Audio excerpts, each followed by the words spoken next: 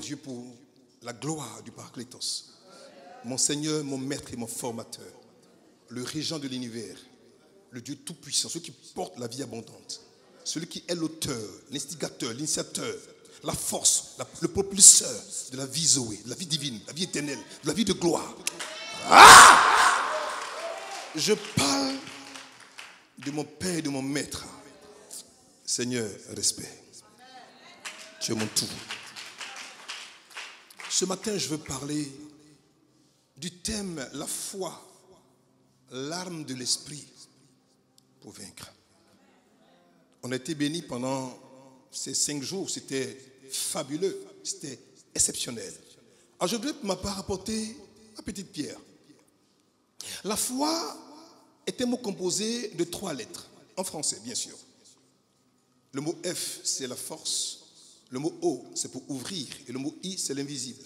Alors selon moi, la foi est la force pour ouvrir l'invisible. Un homme qui à la foi est investi d'un pouvoir, d'une puissance, d'une capacité capable d'avoir accès au monde supranaturel et de sonder et de voir des choses qu'un homme naturel qui n'a pas la foi ne peut pas voir. Alors en effet, selon Hébreux 11, verset 1, on dit la foi est une ferme assurance des choses qu'on espère, une démonstration ou une conviction réelle de celles qu'on ne voit pas. Alors, si on ne voit pas ces choses, comment est-ce qu'on peut les espérer si on ne les voit pas?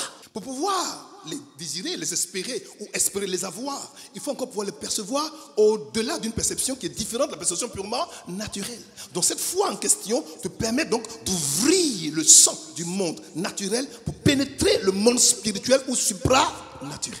Pour sonder et pour voir, waouh, voilà ce que j'espère que je vais avoir. Si je vois, alors je peux avoir. Un homme de foi opère dans une dimension de perception spirituelle qui est plus importante que la perception naturelle des 5 sens. Aussi, la foi voit, la foi entend, la foi parle, la foi sent et la foi touche. Comme ces choses sont dans l'invisible et que c'est compliqué, donc avant de pouvoir les désirer, les rechercher et pouvoir avoir à les obtenir, je me dois de regarder avec l'œil qui n'est pas l'œil naturel, qui est l'œil spirituel que j'appelle la perception spirituelle. Un homme qui médite constamment et continuellement les Écritures développe alors sa capacité à percevoir au-delà du sensible. C'est la raison pour laquelle Dieu va dire à Josué, 1 verset 8, que ce livre de la loi ne s'éloigne point de ta bouche. Il dit, médite-le jour et nuit pour agir fidèlement selon ce qui est écrit, car c'est alors que tu auras conséquence du succès. Donc pour avoir le succès et pour réussir, il faut être lié, étroitement lié à la parole de Dieu. Un homme qui médite constamment, c'est un homme qui voit constamment. Un homme qui médite constamment, c'est un homme qui entend constamment Dieu lui parler. Un homme qui médite constamment, c'est un homme qui peut toucher les choses de Dieu constamment. Un homme qui médite constamment développe ses 5 sens naturels pour en faire des 5 sens quoi? Spirituels. Je reprends. Un homme qui médite constamment développe ses 5 sens naturels pour en faire des 5 sens quoi? Spirituels. C'est pour ça qu'un homme de foi, là où on panique, il ne panique pas parce qu'il voit ce que tu ne vois pas. Souviens-toi quoi d'Élisée. Quand il avait été entouré, que tout le monde était paniqué, pourquoi il ne paniquait pas? Parce qu'il voyait ce que son serviteur ne voyait pas. Quand tu vas comprendre le mystère de la foi, qui est un pouvoir suprême, tu n'auras plus peur là où les autres ont peur. Tu n'auras plus paniqué là où les autres paniquent. Tu seras serré là où tout le monde est mélangé. Pourquoi? Parce que tu vois ce qu'ils ne voient pas. Tu entends ce qu'ils n'entendent pas. Pourquoi Pierre, pourquoi Paul n'était pas si troublé quand il y a eu la tempête? Parce qu'il avait dit, un ange de Dieu que je sais m'est apparu. Il m'a parlé. Donc j'ai entendu ce que vous n'avez pas entendu. Vous êtes paniqué, n'ayez pas peur. Aucun de vous ne se perdra sauf le bâton. Il avait entendu, il avait vu quelque chose que les autres n'avaient ni entendu ni vu. Il te faut la foi. La foi, c'est aussi le fondement. Et un fondement est une base solide qui maintient un édifice. Le fondement de l'onction intérieure. F fondement, O pour onction, I pour intérieur. Il faut que tu sois basé, fondé, assis sur quelque chose qui fait que tu ne peux pas tergiverser ni quoi tanguer. Tu es fondé sur quelque chose de quoi? De solide, de ferme, de rigide, de fort, de puissant. Qui fait que là où tout le monde panique, tu es serré, tu es calme, tu es posé, tu regardes, tu dis, j'ai vu, j'ai entendu, je sais, je ne vais pas paniquer. Mon Dieu est avec moi. est une preuve, dis preuve. Elle est la démonstration, la certitude, l'absolue conviction des réalités invisibles, un moyen de les connaître. Un moyen de les connaître. Par la foi, tu connais ce que les hommes naturels ne connaissent point. Par la foi, tu touches ce qu'un homme naturel ne peut pas toucher. Par la foi, tu entends ce qu'un homme charnel ne peut pas entendre. Il dit de percevoir ce qui n'est pas révélé, perçu par nos sens naturels. Si vraiment tu as la foi, on ne sera pas obligé de te demander de venir à l'église pour que tu viennes. Parce que tu sauras qu'ici se trouve quoi? Le mystère pour décoder, pour ouvrir le naturel, pour entrer dans le spirituel. Ils n'ont pas compris. Alors, le Réum Descanga a dit une chose qui m'a choqué. Il a dit que la foi est le convertisseur de l'impossible en possible. Il a dit que la foi est le convertisseur de l'impossible en possible. Un homme qui a foi, un homme qui opère par la force, qui est mu par le pouvoir, par la puissance, par la capacité de la foi, cette assurance ferme et particulière, par cette foi, ce qui est impossible pour lui, c'est du jeu. Parce qu'il a quoi? Un moyen, il a une force, il a une puissance, que dis-je? Il a un esprit capable de changer l'état, l'élément, appeler impossible en une situation appelée quoi? Possible. La foi est le pouvoir, la force divine qui secoue le monde spirituel pour mettre en marche le monde physique. Qu'est-ce que tu me dis? Un homme qui a foi ne panique pas. Tu vas comprendre tout à l'heure pourquoi je dis ça. Oui. Pourquoi tu as peur? Pourquoi tu t'inquiètes? Pourquoi tu pleures? Pourquoi tu gémis? Pourquoi tu penses? Parce que tu as l'impression que demain est un jour incertain. Non ma fille, non mon fils, tu n'as rien compris. Il te manque une seule chose, la foi. Je me suis demandé une chose. Pourquoi Jésus n'a vraiment jamais eu peur? Pourquoi? Il savait qui il était. Il savait ce qu'il avait. Et il savait ce qu'il pouvait. Et il connaissait son Dieu. Il le connaissait. À la réalité, la foi n'a rien à voir avec le possible. Je reprends. À la réalité, à dire frère, lorsqu'une chose, on peut la faire, on peut l'accomplir, on peut l'obtenir naturellement, on n'a pas besoin de foi pour aller acheter une voiture qui coûte 20 000. J'ai dit, la voiture coûte 20 000 francs. Est-ce que j'ai besoin d'avoir la foi pour aller payer une voiture de 20 000 francs quand j'ai 1 million? Mais quand la voiture coûte 2 millions de dollars, que tu as 125 000 francs CFA comme salaire par mois, alors comment il est possible d'acheter une voiture de 2 millions de dollars quand on a un salaire mensuel de 125 000 francs CFA? Frère, mon fils, il te faut la foi. Si tu comprends ça, tu ne vas plus laisser le monde et ces choses bizarres, le monde et ces petits problèmes bizarres t'affecter là où il te faut juste avoir un peu plus de... Non, c'est un peu plus de courage pour dire ça se gère rapidement. Gérez-moi ça, gérez-moi ça. Lorsque les questions de choses que le monde naturel dit, c'est impossible, la foi va commencer à intervenir. Alors question, qui est capable de faire l'impossible? Il me regarde. Qui est capable de faire l'impossible? J'arrive, vous allez comprendre. Lorsqu'une situation, ma foi, est compliquée, est difficile, est fermée, tu regardes, tu sais que c'est pas ce pouvoir, cette force qui va te remplir de Dieu et qui fait que là où tout le monde est convaincu que ce n'est pas possible, tu dis non, ça peut se faire.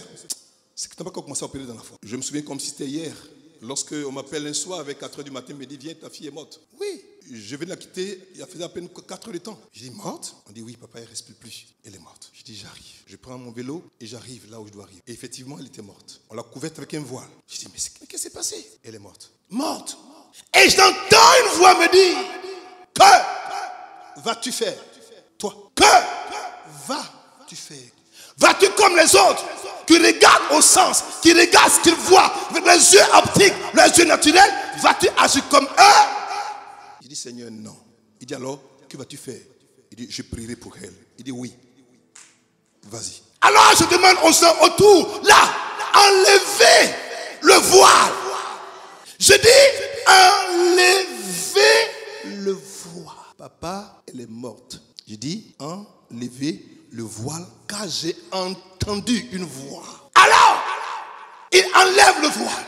C'était l'âme de la mort contre l'âme de l'esprit. L'âme de la foi qui a la capacité de renverser les situations par le pouvoir de faire sortir de l'invisible ce que les hommes naturels ne peuvent pas voir et de la mettre dans le visible. Je regarde et ils me regardent tous.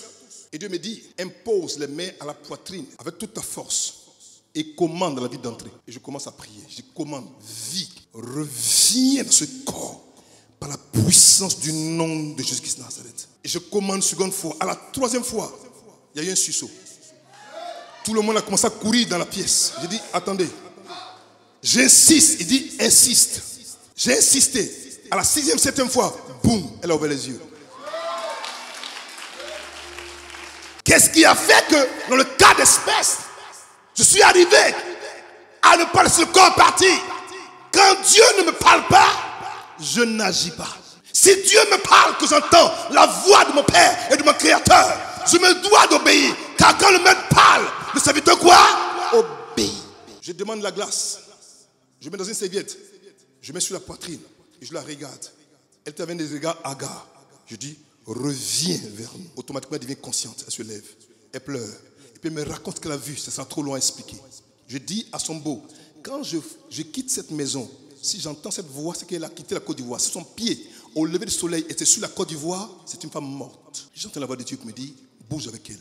La même nuit, prends une voiture à la frontière de Côte d'Ivoire. Quand je l'entendais, elle était au Sénégal. Et jusqu'à aujourd'hui, elle est en vie.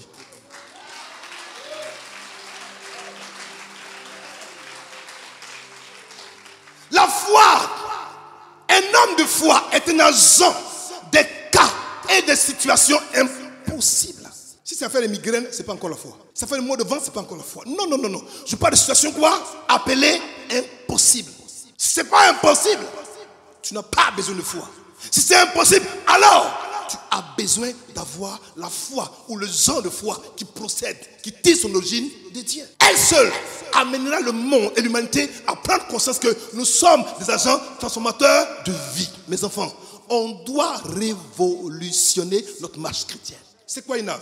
Pour faire simple, une âme est un instrument qui sert à attaquer ou à se défendre. Donc si la foi est une âme, avec ma foi je peux attaquer, avec ma foi je peux me défendre. On est d'accord? Par ma foi je peux attaquer, par ma foi je peux quoi? Me défendre. C'est ça une âme, simplement. Attaquer et défense.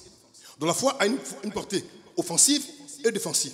C'est aussi un moyen de lutte pour combattre un adversaire. Mon Dieu. La foi est aussi un moyen de lutte quoi? Pour combattre quoi? Un adversaire.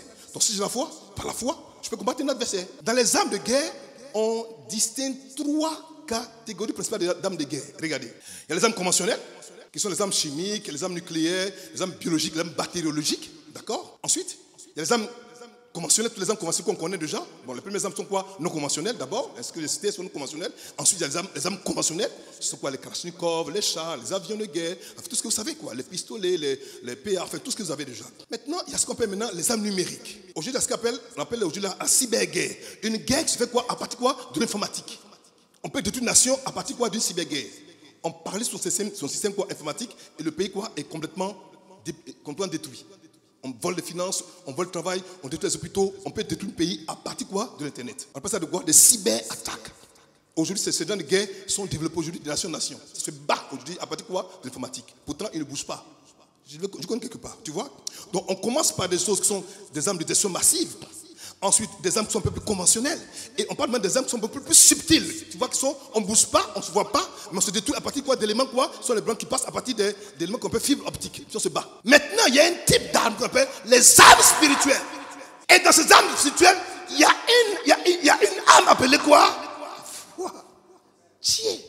La 4e âme, ou le 4e arsenal, c'est l'arme la plus dangereuse que les hommes naturels n'ont pas encore prévue. Les armes spirituelles pour vaincre l'ennemi spirituellement, la foi fait partie de cet arsenal. Mes enfants, il y a un type d'ennemi, il y a un type de combat, il y a un type d'opposition, il y a un type d'agression. Les armes conventionnelles ne peuvent pas tuer, les armes de sommation ne peuvent pas les toucher, les armes numériques ne peuvent pas les toucher, mais il faut les armes spirituelles. Dis-moi, si un société t'attaque la nuit, bombe peut les tuer. Si on t'envoie un esprit de mort la nuit, est-ce que Internet peut tuer l'esprit de mort? Tu comprends quelque part? Mais si on t'envoie une attaque de démon, que tu as la foi, que tu as les armes de la parole de Dieu, alors tu peux neutraliser par la foi le démon spirituel. Parce que quoi? Tu as l'âme de la foi qui est l'âme spirituelle pour renverser le combat et l'attaque spirituelle. Donc en fonction de l'attaque, il faut avoir l'âme quoi? Subséquente. C'est qui l'esprit? Regardez, c'est la 3e personne de la déité. C'est le Saint-Esprit, c'est le Paraclétos, c'est le faiseur, c'est l'opérateur, c'est le transformateur, c'est l'inspirateur, c'est l'acteur, c'est le chercheur, c'est le fortificateur, c'est le libérateur, c'est le guérisseur, c'est le fondateur, c'est le constructeur, c'est le multiplicateur, c'est l'élevateur, c'est l'esprit de Dieu, c'est l'esprit de Christ, c'est l'esprit de l'éternel, l'esprit de vérité, il est l'esprit de grâce, l'esprit de gloire, il est l'esprit de vie, l'esprit de sagesse, il est l'esprit de force. Je l'appelle l'esprit de tout et l'esprit qui peut tout. C'est comme ça que je l'appelle. C'est le Saint-Esprit. C'est le régent de l'univers. Le patron de l'univers.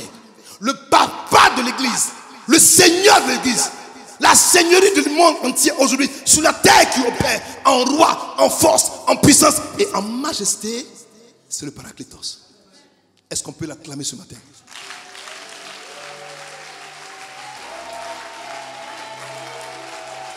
Est-ce qu'on peut l'acclamer ce matin? Je dis, est-ce qu'on peut l'acclamer ce matin? Mais asseyez-vous, merci. Alors c'est quoi vaincre? Vaincre, c'est être le gagnant. Vaincre, c'est venir à bout de quelque chose. C'est l'emporter par les âmes sur quelqu'un. Vaincre, c'est venir à bout de quelque chose. C'est l'emporter par les âmes sur quelqu'un. C'est dominer un adversaire. Quand tu as vaincu, c'est que tu as des âmes pour pouvoir soumettre ta volonté, soumettre ta autorité, soumettre ta puissance, ton pouvoir sur quelqu'un ou sur une situation. Parce que tu as les moyens pour le faire. La foi, donc, est l'âme de l'esprit, l'âme de Paraclétos pour vaincre. C'est-à-dire pour l'emporter sur un adversaire, mais pour le dominer. Donc, l'adversaire du chrétien, c'est quoi? Ce n'est pas ton cousin, ce n'est pas l'oncle, ce n'est pas le vieux sorcier de village. Non, ce n'est pas lui. Il est derrière. L'adversaire en question, c'est le diable. Et tout ça clique, c'est eux. Mais c'est cet homme, cette femme pour nous agresser. Donc si tu prends l'âme de la foi, par elle, aucun ennemi spirituel ne pourra te toucher. Je viens. Continuons. Alors, comment il faut vaincre? Regarde. D'abord, il faut prendre conscience que nous sommes en guerre. Écoutez, je vais vous dire une chose. Tant que tu penseras que on est en période de paix, tu vas tout te faire avoir par l'ennemi. On n'est pas en période de paix, mes enfants. Ah non. Depuis le jour où tu as donné ta vie à Dieu pour dire, Seigneur, je t'accepte comme Seigneur et Sauveur personnel, automatiquement tu es rentré en guerre avec le diable. Nous sommes en guerre. Nous sommes en guerre. Et si on est en guerre, pourquoi on se comporte comme des soldats, comme des hommes, comme des civils? Nous sommes des soldats et nous appartenons à une armée. Cette armée, c'est l'armée du Seigneur Jésus-Christ de Nazareth. D'accord? Continuons. Et ces soldats ont des armes qui n'ont rien à voir avec celles citées plus haut. Les armes puissantes, les armes de son massives, les armes nucléaires, les armes cybernétiques, toutes ces armes-là. C'est-à-dire, on n'en a pas besoin. Dans le combat que nous menons, l'arme qu'il faut, c'est l'arme de la foi. Et il y a un général du nom de Paul, un grand général de l'armée de Dieu, qui à son époque a donné une phrase qui m'a marqué. Regardez. C'est tiré de 2 Corinthiens chapitre 10, verset 4, version Stafford, 1889. 2 Corinthiens 10, verset 4, version Stafford, 1889. Écoutez. Il dit, nos âmes de guerre. Paul dit, nos âmes de guerre ne sont pas charnelles. Nos âmes de guerre ne sont pas charnelles. Au contraire, elles sont divinement quoi? Puissantes. D'abord, il reconnaît que si tu es soldat, c'est que tu es un âme de guerre, et ton âme quoi? N'est pas puissante. Mais ton âme quoi? Est divinement puissante. Ça veut dire quoi? Pour détruire quoi? Les forteresses. Paul le dit. Qui mieux que Paul a été si tant oppressé, agressé, attaqué? Qui? C'est Paul. Battu, détruit. On tente de le lapider, de le tuer. On garde des portes d'une vie pour l'anéantir. Paul sait de quoi il parle. Mais à aucun moment, il n'a été quoi? Vaincu. Pourquoi? Paul est un homme, essentiellement un homme de foi. Et s'il dit que nos âmes sont des âmes quoi? Nous avons des âmes de guerre, c'est qu'absolument, nous avons des âmes de guerre, qu'on en soit conscient ou pas. Tu as des âmes de guerre. Écoutez, il y a des gens qui ont des âmes, mais qui ne s'en servent jamais. Donc le tout, ce n'est pas d'avoir une âme, mais il faut que ton âme soit capable d'être utilisée quand vient l'adversité ou l'ennemi. Il dit, ces âmes quoi sont divinement. C'est-à-dire que celle que donne le pouvoir de ces âmes quoi, c'est Dieu. J'ai bien aimé quand mon fils Oscar parlait. Écoutez-moi, il dit que la puissance de feu d'une armée est fonction du développement du pays qui a conçu cette armée. En plus, une nation est développée, plus son armement aussi est développé.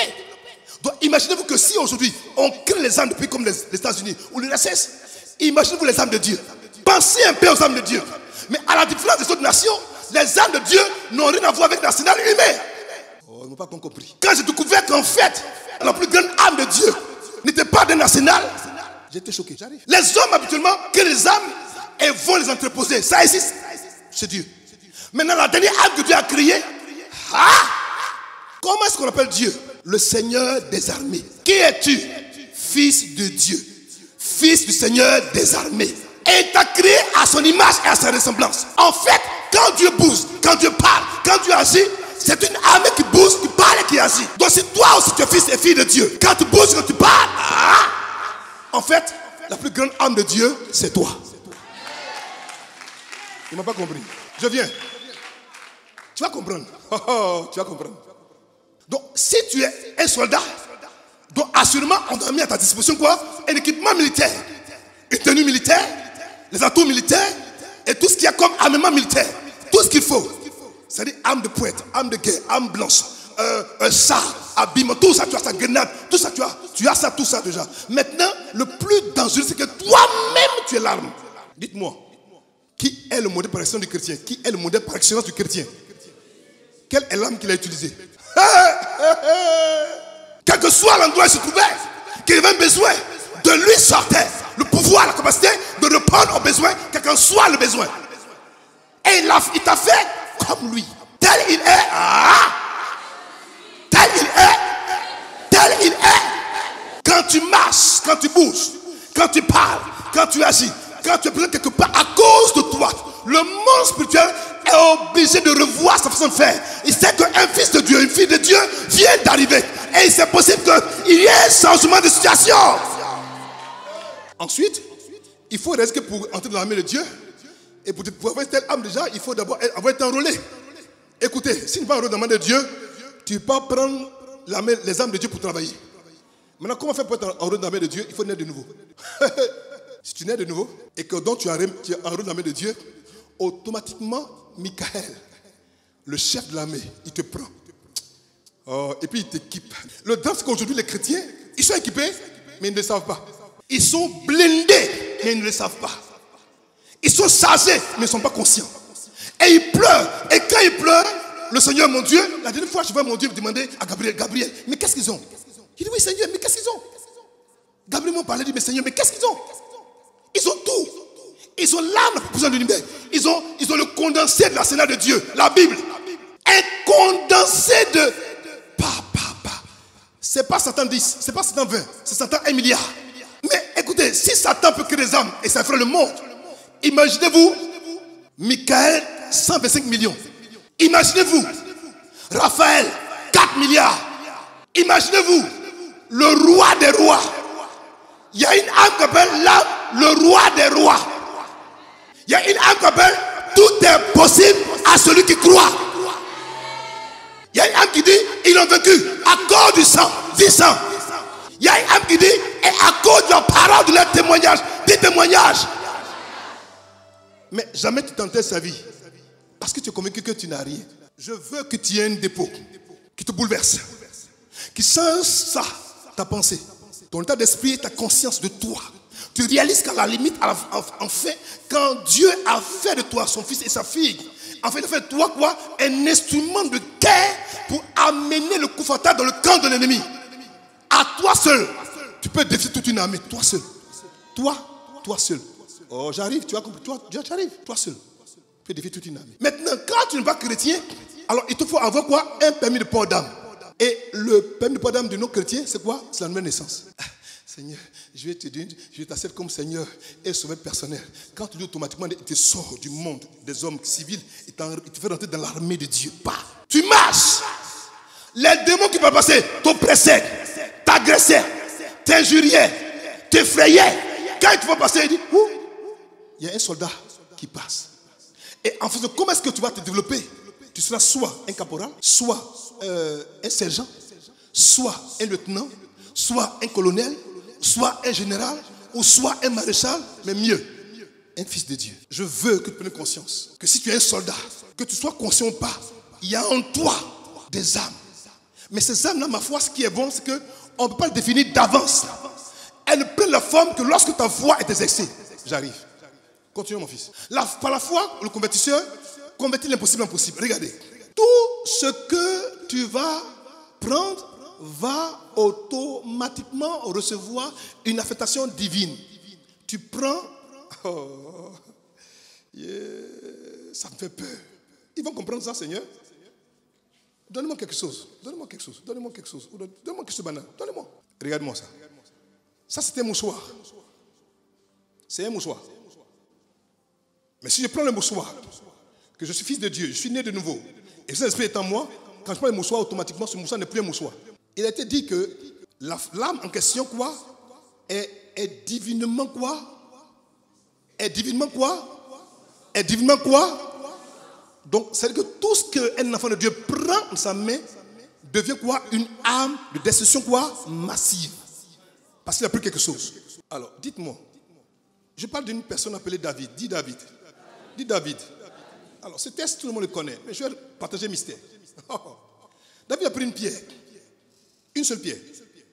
Naturellement, aucune pierre ne peut tuer un géant. Ce n'est pas possible. C'est pas possible. Pour preuve, le géant en question portait quoi? Un casque d'airain qui couvrait son front. Très souvent, on ne rend pas compte de ce détail, mais à la limite, la pierre de David n'a pas tapé le front directement. Ça perçait le casque d'airain et c'est rentré maintenant dans le front. Allez rechercher, vous allez vous rendre compte que c'est la vérité. Alors, je me suis posé une question. Lorsque David a vu Goliath en face de lui, alors que lorsque Goliath, pendant 40 jours et 40 nuits, apparaissait et défiait l'armée de Dieu, le roi et tous les soldats, les snipers, les généraux, les colonels, les sergents, tout le monde quoi? Fuyait. La seule fois où Goliath a commencé à avoir peur, c'est la fois où un enfant est venu et alors qu'il avait le défi à été relevé, au lieu de fuir, lui David a couru vers le géant. Question. Avec quoi? Une calache? Une épée? Une lance? Avec quoi? Il a dit, tu viens contre moi avec la lance et le javelot. Il dit, mais moi, je vais contre toi au nom de l'Éternel mon Dieu. Et il est parti comment? Avec quoi en main? Un objet utilisé pour chasser quoi? Les oiseaux. Est-ce que David est fou? Non. Est-ce que David est aveugle? Non. Est-ce que David est suicidaire? Non. Mais pourquoi David n'a pas eu peur d'aller vers les géants avec une âme qui, dont il était sûr, ne peut pas le tuer? Quand tu as la foi, tout ce que tu prends est divinement rendu puissant. Il savait cela avant d'aller contre Goliath. Il le savait. Fils, fille, n'aie pas peur. Tout ce que tu prends en tant qu'enfant de Dieu change automatiquement de nature. Mais il faut y appliquer quoi? Ta foi. David voyait ce que les autres ne voyaient pas. David entendait ce que les autres n'entendaient pas. Et cela était pour lui quoi? Suffisant pour dire, toi, aujourd'hui, je te coupe la tête. D'abord, ce n'était pas un soldat. David n'était pas un soldat. Il dit, je te coupe la tête. Et puis, je donne ta chair à manger tous les animaux sauvages. Attendez, il n'est pas normal. Il est normal. Quand tu as la foi, tu agis comme un homme qui a perdu la raison. Quand tu as la foi, ce qui effraie sur toi te motive et t'encourage. Quand tu as la foi, aucune guerre ne peut plus faire que toi. Quand tu as la foi, rien ne peut te branler. Quand tu as la foi, tu te dis, voici l'occasion de démontrer que mon Dieu est Dieu. Il a cru. Avant de courir, il fait tomber le géant. Il est tombé. J'ai dit à Dieu, mais comment ça se fait qu'il a pu l'avoir? Parce que la pierre qu'il a lancée a reçu quoi? Une puissance divine. Qu'il a divinement quoi? Rempli. Parce qu'il a cru en moi. Il dit que je m'en vais au nom de l'Éternel, mon Dieu. C'est en son nom que je vais contre toi. Dites-moi, au nom de Jésus-Christ, qu'est-ce qui se passe? Tout genou quoi? Fléchit. Si c'est en mon nom que tu viens et que tout genou fléchit, il fallait que le genou ne fléchisse pas seulement, mais que la personne tombe face contre terre. C'est la seule fois où on tisse quelqu'un. Dans le principe de la balistique, quand on tisse une personne, elle tombe de descendre de la projection vers le sens inverse. Lui, on tire sur lui, il tombe dans le sens quoi? Opposé. La pierre rentre, bah, il tombe devant, boum. Parce que quelque part, cette âme, ce projectile, cette pierre, ce caillou, ce petit caillou quoi? Elle devient quoi? Une âme de destruction quoi? Massive. Écoute-moi, le peu que tu as, la petite foi que tu as peut tuer le géant de ta vie. Il m'a pas compris, je reviens. La petite foi que tu as peut tuer le géant de ta vie. Continuons. Samson. Samson, lui, il a fait quoi? Il est confronté à 1000 soldats philistins. Naturellement, une personne seule, quelle que soit sa force, ne peut pas se battre et vaincre, tuer 1000 soldats philistins. Samson l'a fait. Vous savez avec quoi? La mâchoire d'un âne. Il prend la mâchoire d'un âne. Mais les hommes voyaient la mâchoire d'un âne. Mais dans le spirituel, c'était quoi? C'était une âme quoi? Revêtue quoi? De puissance. Tu prends la mâchoire. Et puis, les Philistins se demandent, mais est-ce qu'il est normal? Nous, on a des épées, on a des lances, on a des chars, on a tout ça déjà. Lui prend la mâchoire d'un âne. Et avec cette mâchoire, il va tuer quoi? 1000 Philistins lui seul. Donne-moi mon test. Je te connais quelque part. Lorsqu'il arriva à l'échir, les Philistins poussaient des cris à sa rencontre. Alors, regardez bien, l'esprit de l'Éternel le saisit. Le drame aujourd'hui, c'est que parce qu'on fait tout sans l'esprit de l'Éternel, sans le Paracletos, sans l'esprit de Dieu, sans l'esprit de gloire, sans l'esprit de puissance, sans l'esprit de victoire. On fait tout sans lui. Mais quand Samson a pris la mâchoire d'âne, la Bible dit que l'esprit de Dieu l'a saisi, puis il a pris la mâchoire. Quand il a pris la mâchoire d'âne, c'était donc une mâchoire d'âne revêtue de pouvoir et la puissance de l'esprit de Dieu. Dis-moi, quel homme peut se battre dans le moment contre Dieu et le vaincre. L'erreur aujourd'hui, c'est qu'on a tout de la terre, mais on n'a rien de Dieu. Si tu combats avec la foi de Dieu, qui vient de Dieu, qui s'origine en Dieu, qui a pour source Dieu, et que tu as revêtu de son esprit, quel est le géant? Quelle est l'armée qui pourrait se lever contre toi? Il te faut la foi. Je dis, il te faut la foi. Il te faut la foi.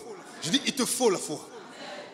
Il dit, et ses liens tombèrent de ses mains. Continue verset 15. Il trouva une mâchoire d'âne fraîche. Il étendit sa main pour la prendre. Il en tua 1000 hommes. Tendu comme ça. Boum, 1000 sont tombés. Mes enfants, c'est une mâchoire d'âne. Là, c'est même si tu prends une mâchoire de mouton comme maïe là.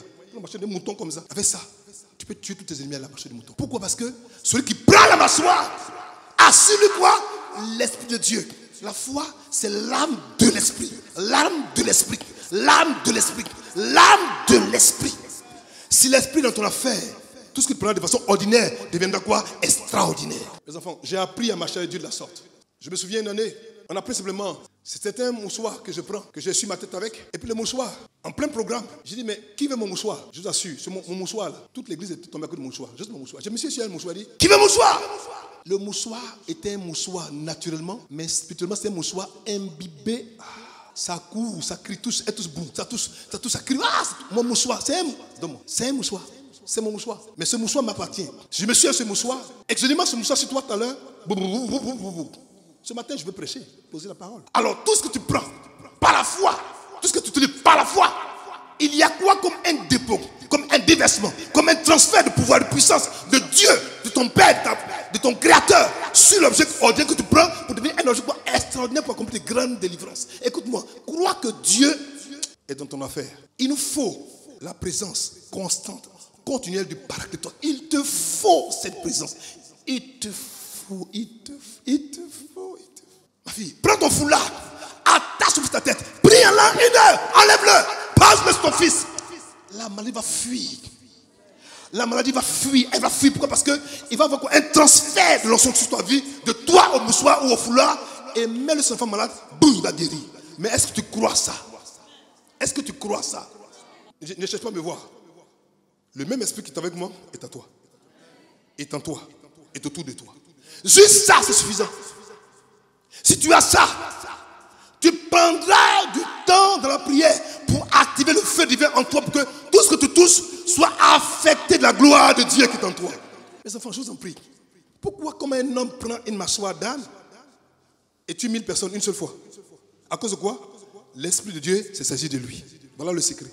La foi, c'est l'arme de l'esprit pour vaincre. Je vais rester dans cette dimension. Si tu as quelque chose que l'esprit n'est pas dedans, tu te fatigues. Il te faut l'esprit. Il est incontournable. On ne peut pas le rejeter. On peut le faire avec lui. Mon fils, avançons. Écoute, ce que tu crois devient.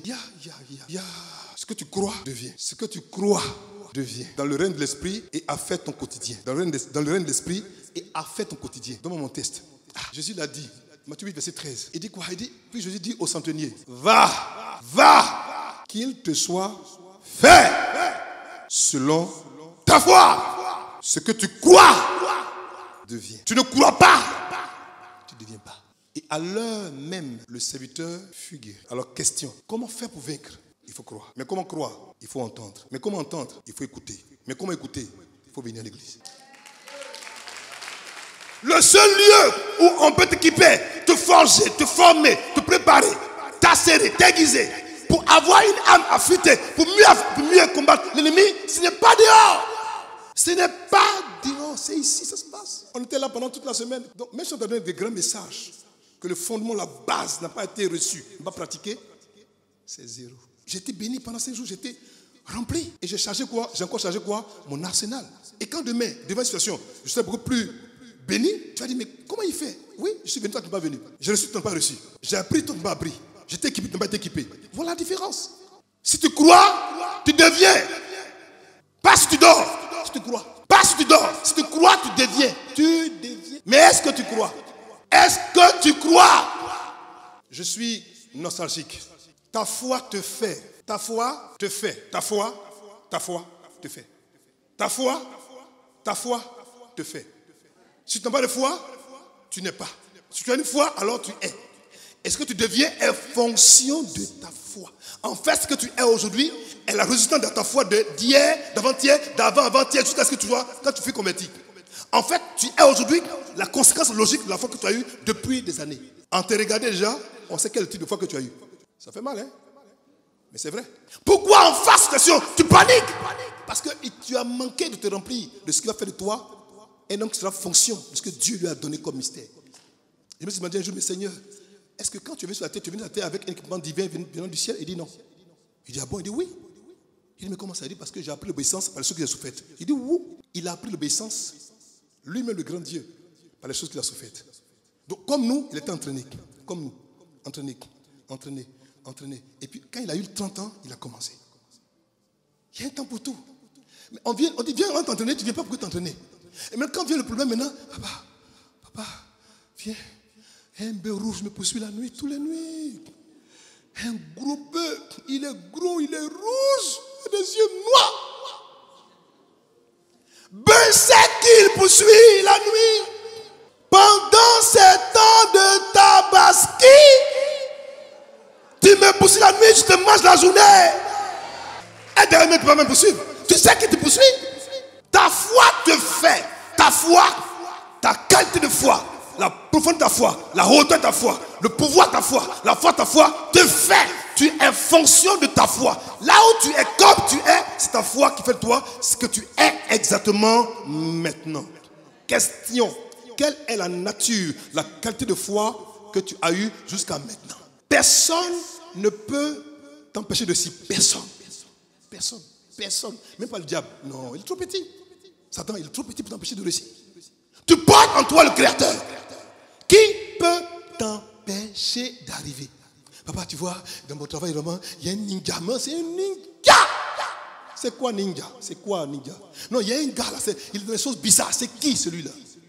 Alors je te raconte une histoire. C'est l'histoire de la mort de ton collègue de travail.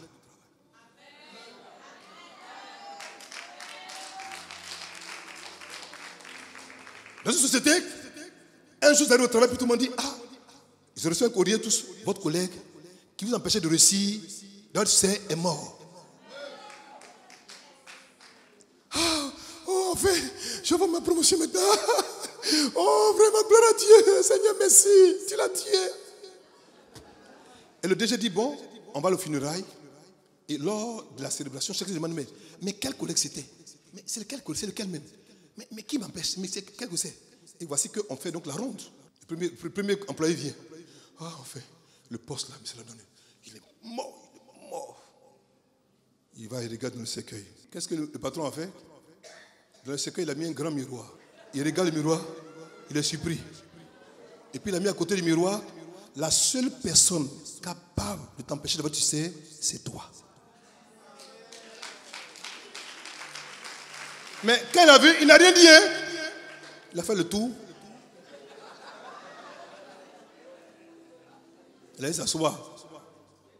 Triste. Il réalise que depuis tout ce temps, il a oublié qu'en lui sommeille le Paraclétos.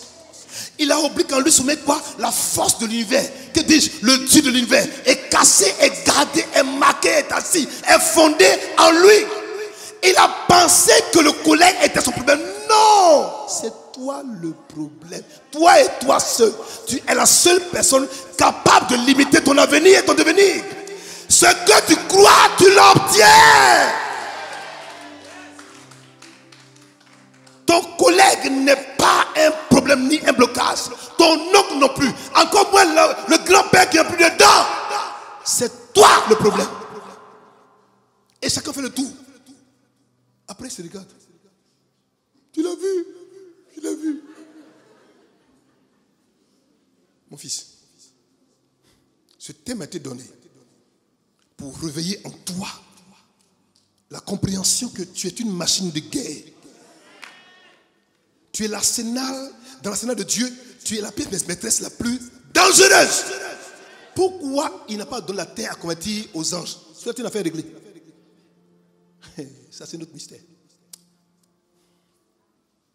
Les anges n'ont pas été créés comme Dieu, en dépit de leur gloire et de leur beauté. Non. Et ça m'a intrigué. Et c'est vrai que nos sentiments là, c'est seulement Dieu qui a ces sentiments qu'on a.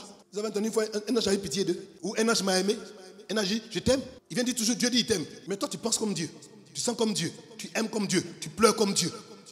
Tu peux être fâché comme Dieu. Tu es une âme dangereuse, mon fils.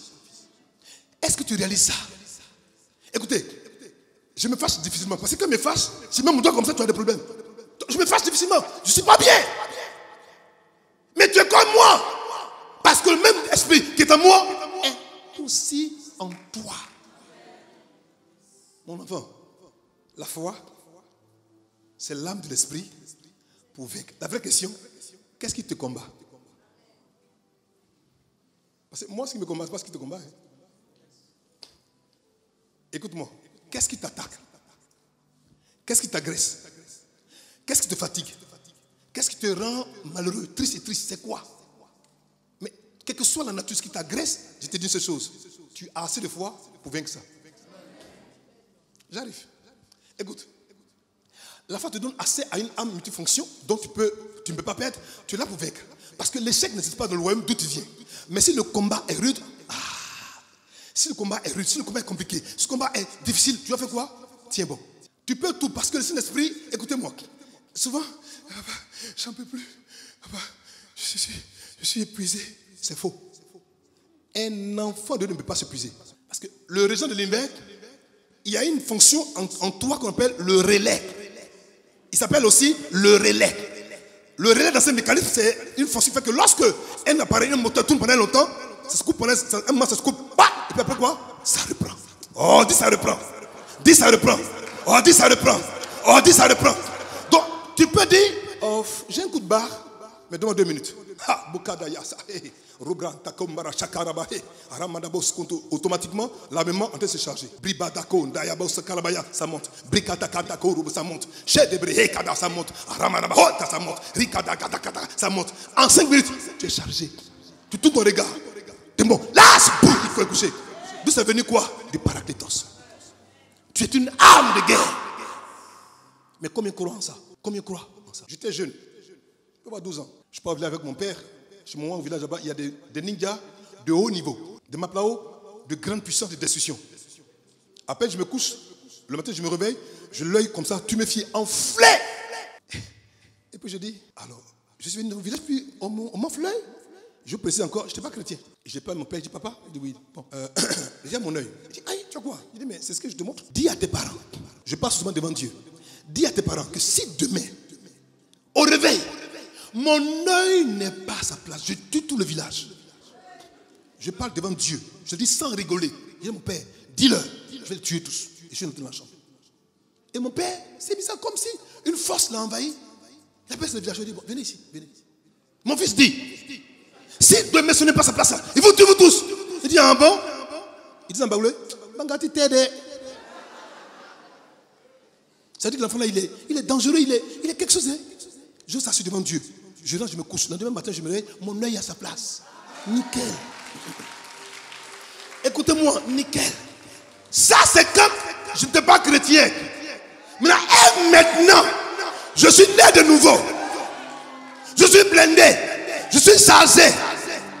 Je suis investi du paraclétos. Oh, tu me parles de quoi? Tu me parles de qui? Tu me parles de quel démoniaque associé? Tu me parles de qui? Tu es une âme dangereuse entre les mains de divers stratèges. Mais est-ce que tu sais qui tu es? C'est tout ton problème. Tu as un coin qui vient, on dit il fait des scènes bizarres. S'il touche ici, il va m'empoisonner. Tu passes ici, il va me poignarder. Non, tu sautes comme ça. Camarade, quoi? Marche, passe. Il y a quoi? Il ne veut rien avoir. Pourquoi? Parce qu'en toi sommeille. Oh! Il est en toi. Il est.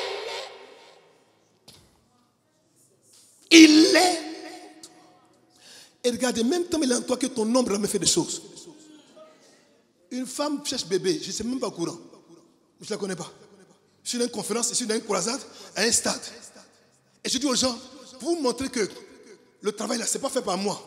Mais il y a quelqu'un qui fait le travail. Vous allez voir aujourd'hui. Aujourd'hui, je ne touche personne. Je dis au caméraman, mets la caméra sur moi avec le projecteur. Boum. Et mon homme comme ça, mon homme est là. Il dit, mais tous ceux qui sont malades, passez dans l'ombre. Je parle de sous-sément. Tout le monde qui passe, boum, ça tombe. Elle a pris grossesse avec ombre. Wow! J'ai dit, si ombre t'a fécondé, si ombre t'a délivré, si ombre t'a guéri, Si âme t'a libéré, tu es une âme de guerre. Tu es un soldat dangereux. Tu es un soldat dangereuse. Écoute, prends conscience, je t'en prie. Je veux te poser, je veux que tu comprennes, je veux que tu sois ici, le cœur chargé. Sois désormais une autre personne avec un autre mental. Tu es dangereux pour le diable. Dis amen bien. Maintenant, si tu as peur, il ne faut pas répondre. Tiens bon. C'est compliqué, tiens bon. On te le pousse, tiens bon. Il attaque, tiens bon. Il t'agresse, tiens bon. Il t'insulte, tiens bon. Parce qu'à la fin, tu seras quoi? Victorieux. Tu vaincras. Tu ne peux pas perdre. Jésus a déjà perdu. Le Saint-Esprit a déjà perdu. Dieu le Père a déjà perdu. Mais pourquoi tu penses que tu vas perdre? Parce que tu ne crois pas en qui tu es. Donc tu ne sais même pas qu'est-ce que tu as. Encore moins ce que tu peux. Voilà pourquoi tu souffres. Jacques 1, verset 12. Il dit quoi? Heureux celui qui tient bon. Oh, c'est même pas écrit même. Il dit heureux celui qui tient bon dans les épreuves. Et la supporte patiemment, car une fois qu'il aura fait ses preuves, mon Dieu, sa couronne de vainqueur sera quoi? La vie Zoé. C'est écrit, hein? C'est moi qui c'est écrit. Sa couronne de vainqueur. Quand tu tiens bon dans l'épreuve, en fait, l'épreuve est le moyen par lequel Dieu quoi, va commencer à aiguiser ton arme. Par l'épreuve, il aiguise ton âme, il aiguise. Et une âme qui a fêté pendant longtemps, quand on le dit, ça coupe rapidement. C'est ça. L'épreuve que tu vis maintenant, c'est pas pour te tuer, c'est pour t'aiguiser. Tu seras sape. Transcende. Fais-moi confiance, ma fille. Mon fils, regarde. L'épreuve que tu vis, le combat que tu vis, c'est déjà gagné. Heureux ceux qui tiennent bon dans l'épreuve. Et la supporte quoi? Patiemment. Pas en pleurant, pas en gémissant, pas en lamentant, pas en murmurant. Mais patiemment. Car une fois qu'il aura fait ses preuves, tu dois d'abord faire tes preuves. Écoutez, tout le monde se bat pour dire, je suis père de la nation. C'est moi. C'est moi là, c'est moi. Camarade. Moi, il y a des gens qui sont dans cette nation-là. Jamais je les invite à te parler pour dire son père. Ils n'ont jamais dit ça. Mais quand on le voit, on sait que c'est le père. Parce que tu parles, que c'est passé, que tu es. Ce que moi j'ai vécu là, tu as vécu, tu connais? Tu sais ce qu'on appelle épreuve? Où tu perds 3 ZC en un mois. Tu ne sais pas ce qui se passe. Comme si l'enfer se disait contre toi. Tu sais ce qu'on appelle l'épreuve, puis tu es ferme, tu vacilles pas, tu sais? On ne peut même parler de quoi? Un homme pareil, tu peux te comparer à lui? Quand vous voyez les anciens, ils ne parlent pas depuis moi, ils ne parlent pas là. Ils mettaient leur foi. Ils mettaient leur conduite. Ils savent pourquoi ils agissent de la sorte. C'est pour ça qu'ils sont comme ça. Ils sont dangereux. Quand tu vas finir l'épreuve, on va te donner une couronne de vainqueur. Ça s'appelle quoi? La vie Zoé. La vie Zoé, c'est pas pour après. Non, c'est pas quand tu seras mort. C'est pour maintenant. C'est pour maintenant. C'est pour tout de suite. C'est pour aujourd'hui. La vie Zoé là, qui est la vie abondante, oui, mais c'est la vie éternelle. On la vit quoi? Maintenant, ici, là, on la vit maintenant. Il dit promise par Dieu à ceux qui l'aiment. Est-ce que tu aimes Dieu? Est-ce que tu aimes Dieu? Est-ce que tu aimes Dieu? La vie Zoé pour toi, dis amen bien. Hébreux 11, verset 2. Ce verset, j'aime tellement ce verset jusqu'à... J'ai dit, regardez.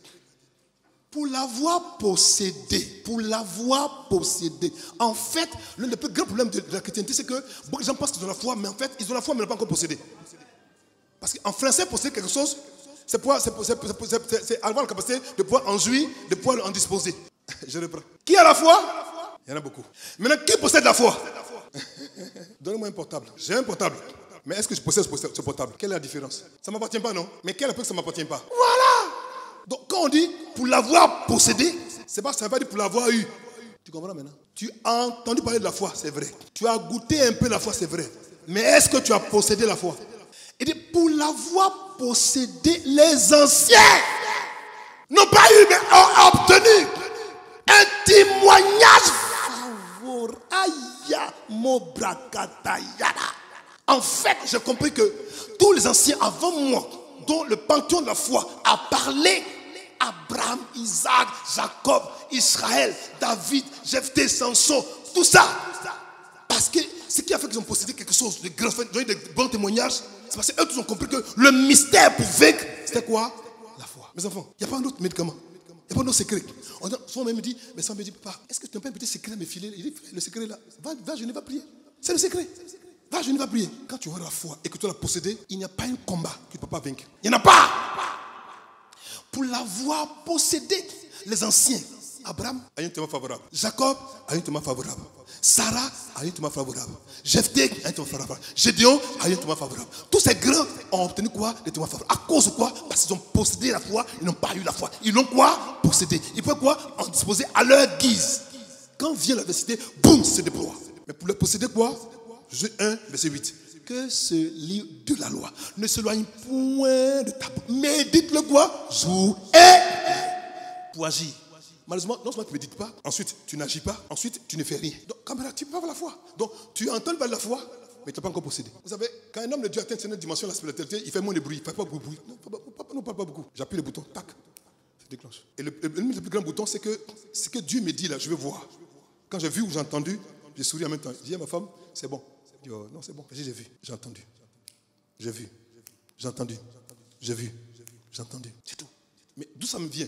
La parole. Continuons. Maintenant, le mot favorable, c'est-à-dire le mot favorable me fait peur. Oh, vraiment. Alors, favorable, c'est un mot composé. Favorable. Alors, si je prends le mot favorable, je le mets en anglais, c'est favor et able. Favor, c'est faveur, able, c'est capacité. Avant d'être favorable, la foi nous donne la capacité dans la faveur. Alors, la faveur suppose que je ne fais rien, et puis Dieu me donne. Mais je ne fais rien là, ce n'est pas je croise mes bras. Je ne fais rien, c'est-à-dire que ce n'est pas un combat que je mène moi-même. Mais mon sous-combat, c'est de me remplir de la parole de Dieu, que par ces paroles, Dieu prenne ces paroles par son esprit pour agir, alors que je dors. Alors, regarde, tu te lèves le matin, tu as besoin de 25 000 francs CFA. Qu'est-ce que tu fais? Tu prends ton téléphone. Quoi, Dieu? Tu sais vraiment, j'ai mal à la tête. Menteur. J'ai besoin d'une ordonnance de 24 950. Vraiment, tu me donnes ça, je prends pour payer mon ordonnance avec ça déjà. Tu mens et on t'envoie quand même 25 000. Tu as fait du mal à qui? À quoi, Dieu? À quoi si? À toi-même. Tu n'as pas exercé ta foi. Je donne les enseignements. Tu as une facture de 25 000 francs CFA. Tu sais qu'est-ce que tu fais déjà? Tu ouvres ta Bible. Tu regardes dans un endroit où c'est marqué tout est possible à celui qui croit. Seigneur, je crois. J'ai la foi pour une personne de 25 000. Maintenant, merci parce que je plonge ma main dans la banque de Dieu et j'attire les 25 000 au nom de Nazareth. Père, je lâche ce fardeau dans le monde spirituel et place sur le cœur de quelqu'un au nom de Nazareth. Fais-moi confiance. Avant la fin de la journée, tu auras 25 000. J'arrive. Ça, c'est le premier stade. Ça, c'est pour les chrétiens qui ont un peu de foi. Je m'en posséder. Pour d'autres personnes qui ont une foi plus grande, lorsque tu atteins cette dimension, qu'est-ce que tu fais? Tu dis, Seigneur, j'ai besoin de 500 000. Tu te couches, tu adores Dieu. Père,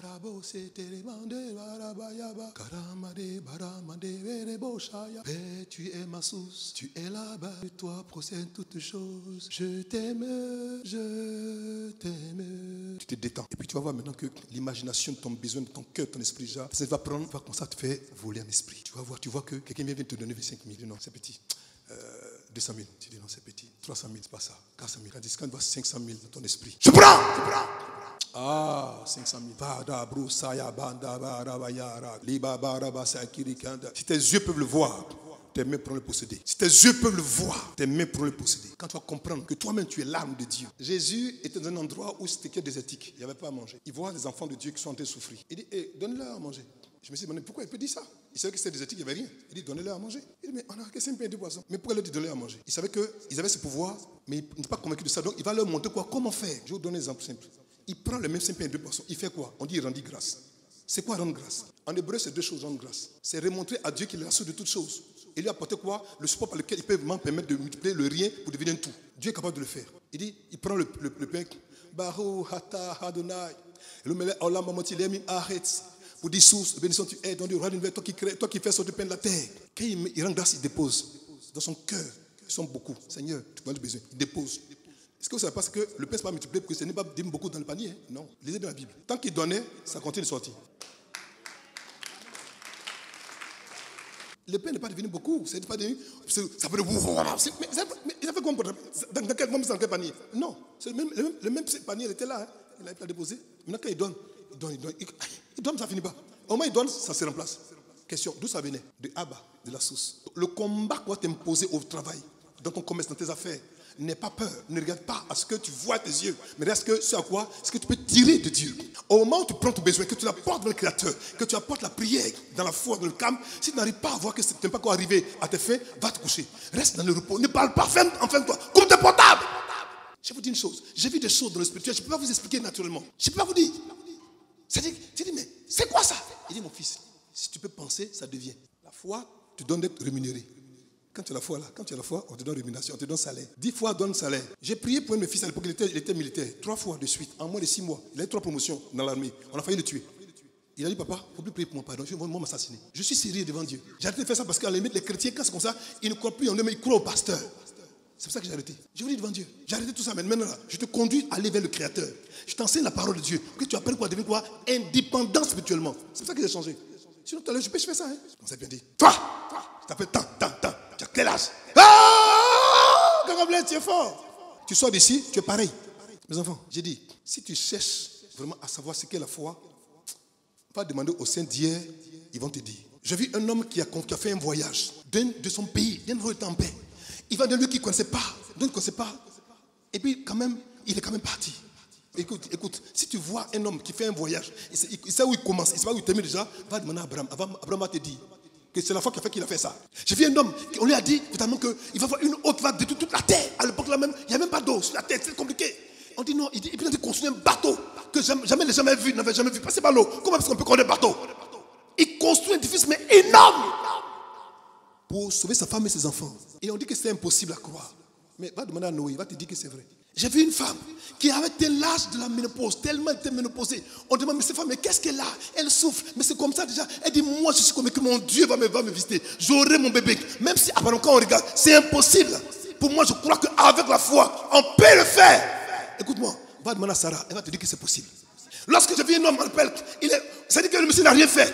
Parce qu'il était un homme honnête tous les jours, matin et soir, dans le son de il priait, il jeûnait, criait à son père, mon Dieu, je t'aime. Il était tellement conscient, tellement convaincu, tellement consacré. Les gens étaient jaloux de lui parce que le roi l'aimait tellement. On a complété qu'on lui, on achète de la force au lion. Mais c'est pas oublier qu'un lion ne met pas son frère. Il descend dans la force. Le lion le regarde. Il dit, ah cousin, c'est comment? Ça fait longtemps? Non, tu vas bien dire oui.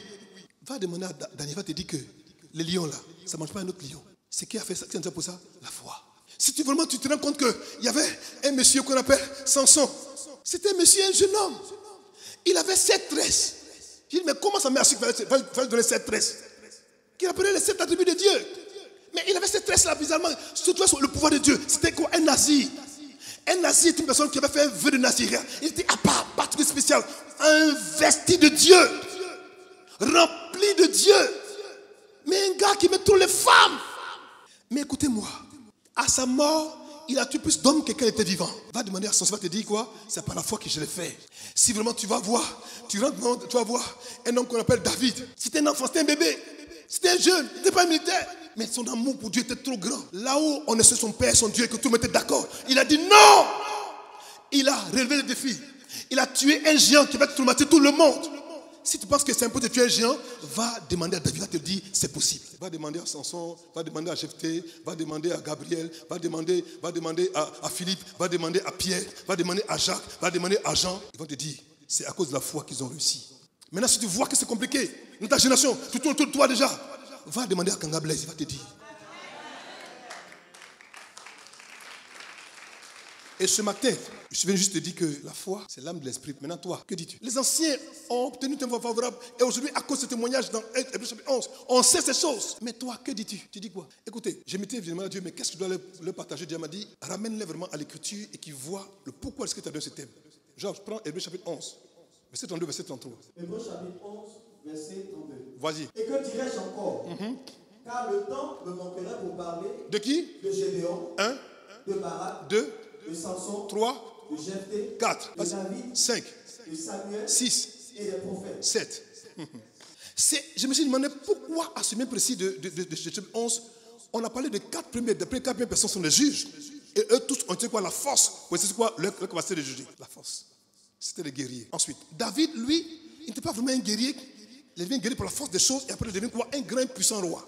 Mais Samuel, quelque chose m'a intrigué, mais pourquoi on a mis Samuel ici? Parce qu'un jour, Samuel a donné un ordre à un homme qu'on appelle Saoul.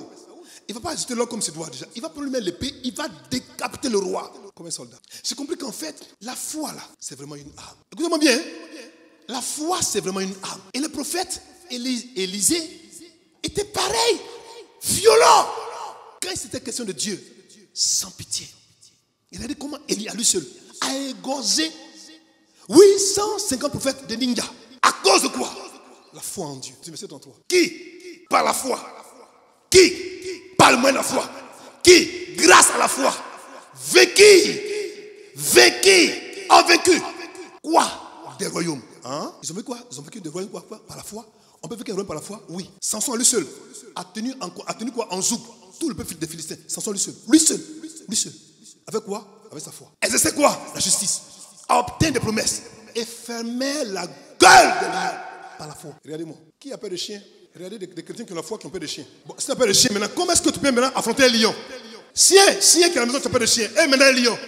Pourtant, on dit qu'on a un ennemi là, il rentre comme un lion. Tu vois ce que je dis? Mais par la foi, commence d'abord par ta foi déjà à se mettre d'abord la caniche. Caniche. Sors. Sors, caniche. Après, maintenant, un chien baoulé. Sors. Après, un chien de race. Sors. Et tu montes au fur et à mesure. Mais écoutez, par la foi, ils ont vaincu. Pour vaincre, il faut avoir une seule chose. La foi. Ne cherche pas autre chose. Mes enfants, je veux que vous compreniez quoi? Écoutez, on ne peut pas avoir la foi si on n'a pas l'écriture. On ne peut pas avoir de foi si on n'a pas l'écriture. Je peux te dire des choses profondes, mystérieuses, mais toi-même tu ne lis même pas l'écriture. Ça te sert à quoi? À rien. J'ai dit, c'est écrit que par la foi, ils ont vaincu. Donc aujourd'hui, si tu veux vaincre quelque chose, le seul matériau que qu'il te faut, c'est quoi? C'est la foi. Tu dois avoir cette foi. Tu dois la voir. Tu dois la voir. Tu dois avoir la foi. Mais pour la voir, tu dois avoir quoi? Une intimité avec la parole de Dieu. C'est obligatoire. Aujourd'hui, on a eu cette manie de vouloir faire les choses avec vous. C'est très savant. Oui, c'est bien beau. Mais les gens qui aiment les choses savantes ne lisent même pas la parole de Dieu. Ils ne la lisent même pas. La foi simple et ordinaire. Prends ta Bible, lis au moins 30 minutes par jour. C'est suffisant. 30 minutes par jour, tu vas voir. Tu vas choquer. Ce qui te ferait avant, va plus te faire maintenant. Pourquoi? Parce que quelque chose veut se déposer en toi comme un pouvoir. C'est ça que les questions. Et par elle, tu vas vaincre. C'est tout, mon fils. Au sorti de cette conférence, tu ne dois plus avoir peur de l'adversité. Pourquoi? Parce que on t'a donné les secrets ici pendant 6 jours de comment faire pour arriver à vaincre tous tes combats, toutes tes luttes. Mon fils, réveillons. Hébreux 12, verset 1 à 2. Je termine là. Regardez. C'est pourquoi nous qui sommes environnés d'une telle foule de témoins, débarrassons-nous de tout ce qui alourdit notre marche, en particulier du péché qui nous cerne de tous côtés et enlace si facilement. Et courons avec persévérance vers le but proposé de la piste tracée devant nous. Gardons les yeux fixés sur Jésus. Il est notre chef de file qui nous mènera quoi? Au but. Dans notre version dit qu'il est le chef et le consommateur de notre foi. Jésus là, il mange la foi. Jésus là, il se nourrit de la foi. Mais la foi là, c'est quoi? C'est quoi? La parole de Dieu. Donc ce que Jésus aime là, c'est la parole. Parce que c'est normal. Il a la parole, il ne peut que aimer la parole. Tout le pouvoir de l'homme de Dieu, l'enfant de Dieu, se trouve quoi? Dans la parole qui produit l'élément de foi. Par elle, tu seras équipé de toutes les âmes que tu veux. Il te faut avoir. Mes enfants, je vous en prie. Je vous en prie. Gardons les yeux quoi? Fixés, rivés. Focalisés sur Jésus-Christ. Quand tu cours, tu le regardes lui. Mais lui, c'est quoi? C'est la parole. Regarde-le. Aujourd'hui, pourquoi est-ce qu'on n'a pas les yeux gardés sur la parole de Dieu? Parce qu'on pense qu'après ça, s'il y a un problème, on va appeler quelqu'un blesse. Il va arriver ça pour nous. Non! Quand quelqu'un sera en voyage, tu vas faire comment? Parce qu'il avait en vue la joie qu'il était réservée, il a affronté la mort sur la croix sans tenir compte de la honte attachée à une telle supplice. Et il siège désormais à la droite de Dieu. Compris que les hommes de foi montent sur le trône de la domination. Chrétien, je vais te résumer ici pour te dire simplement une seule chose. Je vais t'enseigner ce matin une seule chose. La foi, ce grand mot qu'on a défini pendant longtemps. Tout le monde dit la foi c'est une personne. La foi c'est tout ça, on a tout dit. La foi là, son assise, elle déploie en nous un pouvoir, une puissance.